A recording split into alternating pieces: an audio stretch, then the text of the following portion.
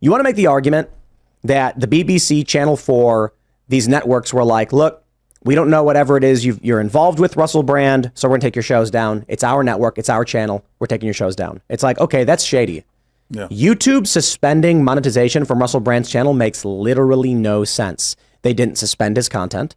They didn't ban his channel. They just disabled ads from his channel, and his channel doesn't break any of the advertiser rules. So for what reason did YouTube take his money away?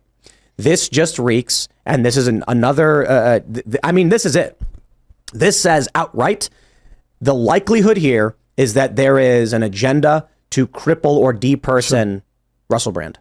Oh, there's no question. And once again, we're now living in a world that is, we are guilty before being proven innocent, when it used to be the other way around. And people can say anything about anybody now. And they're going back, I heard 17 years on him right now. Then where was this person 17 years ago?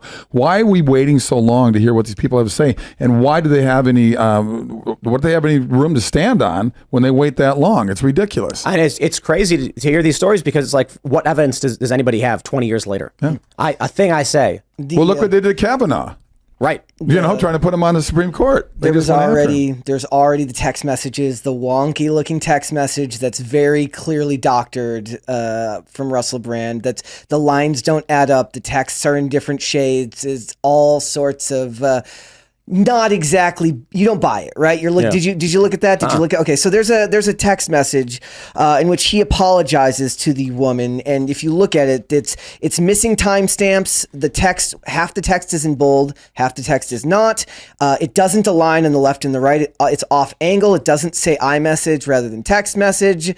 There's all sorts of problems with it, but it goes beyond that now, right? We're past, yesterday was about guilt or innocence, and in Me Too cases, you just don't know. Like, at the end of the day, you're gonna have to take your on what side do you fall, and then say, look, I'm never going to know the answer to this. It's going to be he said, she said. So what do you do? Now we have to ask the question. It's no longer about guilt or innocence. That will be decided in the court of public opinion. Now it's looking like the government is looking into possibly charging him. Who knows? Now it's about what's the fallout? Is the timing suspicious? The timing is absolutely suspicious. He has 6 million followers, 6 million subscribers on YouTube, and he speaks out a lot against, Tim, you mentioned Ukraine and war. He's also very much in against big pharma. And in election cycles that are decided by a few 100,000 votes, a guy with 6 million subscribers who reaches a lot of people has a lot of pull. So when people say, like, it sounds conspiratorial that they would try to take this guy out, I say, no, it doesn't.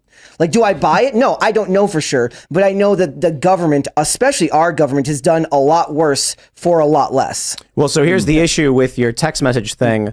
At this point, all of the media outlets that are covering the story have already created their own graphics of those texts, so you can't. I can't look. I can't find what you're talking about. There's something about this text that someone pointed out, a lawyer, I think it was, and we can look at this text and read through this text as you want. The last thing she writes to him is that she prides herself.